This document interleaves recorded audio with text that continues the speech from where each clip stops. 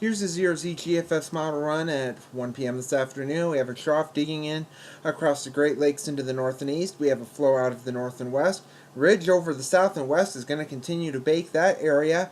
And with the trough over the Great Lakes and northeast, that's going to be kicking out Tropical Storm Colin, which is moving into Florida up the east coast. Pretty much an east coast runner with a lot of rain and a little bit of wind there. But here it's still going to be fairly comfortable with readings in the 70s to near 80. And then the temperatures slowly start to come up as the trough begins to lift out. And sunshine continues to be around with a few clouds here and there. Readings bump up into the 70s to lower 80s as we move into Wednesday. Then a disturbance comes in late Wednesday night into Thursday that could kick off a shower or storm. The chances are about 20 to 30%. Not everybody's may get rain, but the chances there nevertheless. So we'll go with it at this point. Friday, it's going to be hot and humid. Readings well into the 80s, even some 90s. Dew points in the 70s, likely meaning heat indices at or above 100 again. It's summertime in the Midwest. Going into the weekend, though, we have some fluidity going on. We have what looks to be possibly a backdoor cold front that's going to try and come in very late Saturday night and into Sunday with a chance of some showers and storms. You see that here with the high pressure kind of dipping in to the Great Lakes.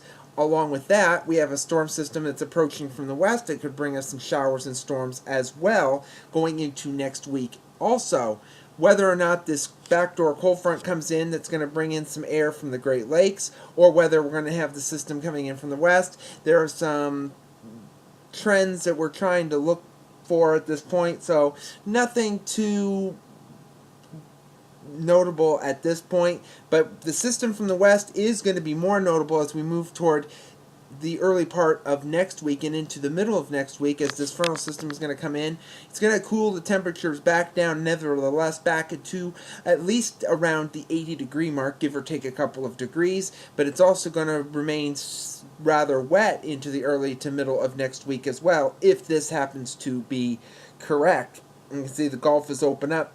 You can see that here a ridge is over the middle part of the country, but then there's a disturbance that's kind of over the central and southern plain states, and that's going to keep the activity around with a trough over just off the west coast and off the east coast. So we'll just have to wait and see if this model trend continues, but what is noted is that it's going to warm up and get much more humid as we go toward the end of this week, and that we do know.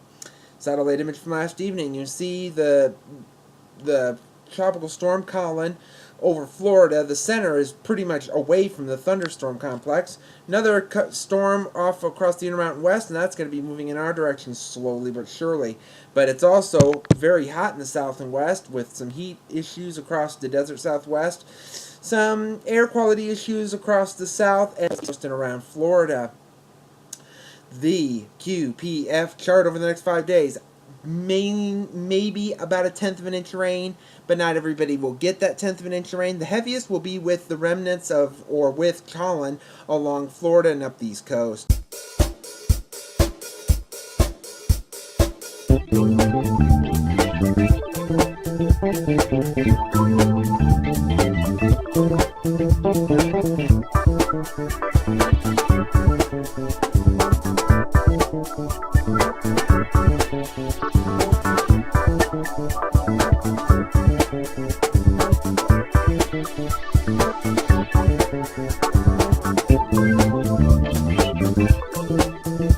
Thank you.